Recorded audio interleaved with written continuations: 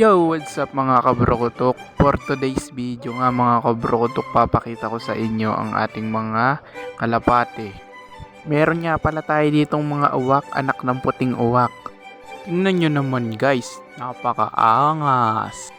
Bali yung tatay nga pala nito mga kabrokotok kulay puti. Tapos yung nanay ni Re kulay puti rin, kaso may kulay brown sa pakpak. Sa kasamaang palad nga ng mga kabrokotok, nakawala yung inahin nila. Kaya yung lalaking tatay nila na lang yung nagsusubo sa kanila, pero hiniwalay ko na rin ngayon. Bali 24 days old na nga pala sila ngayon. Marunong na rin tumuka, kaya binukod ko na rin sa tatay nila.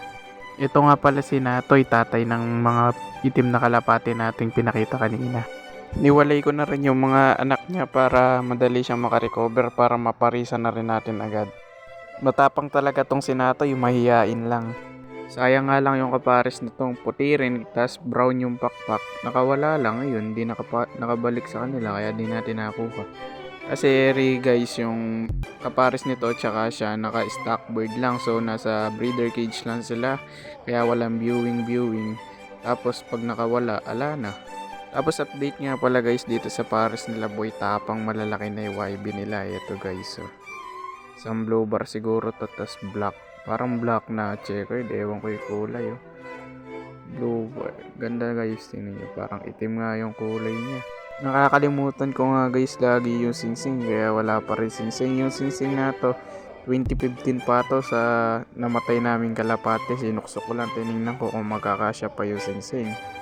Nagkasya singsing, ibig sabihin pwede pang masingsingan natin. Bibili ko, nakakalimutan ko lang palagi. Ito nga pala yun guys, combined 2015 SF. Ewan ko lang kung ano meaning yan. Sa matagal namin kalapating namatayan, dinaga, kinuha ko yung singsing, sayang naman, tas sinuksok ko. Galing nga guys ng mga kalapate na to, iba-iba yung nilalabas na kulay ng kalapate. Update nga pala dito guys kay Pakito, binukod ko na yung kapares niya, ayaw na kasi mag-itlog, siguro dahil sa katandaan na rin. Tapos dito guys sa dating kapares ni Boy Tapang, binukod ko rin dahil namamayat, ewan ko kung ano dahilan. Tapos dito rin naman sa kapares ng dati natin pares, nabugok yung itlog, kaya binukod na rin natin. Tapos update din kay Pam, barako pala siya guys, kala natin babae. Ito pala sila ngayon guys, bali nawala yung isang guinea bird sa atin ng pinsan natin, napunta sa kapitbahay, di pa rin nakukuha nga ngayon. Ito nga pala guys, so tingnan nyo naman guys, nagbukod-bukod na nga pala natin yan, na parang kinukondisyon natin para mas maganda yung pagpaparami natin.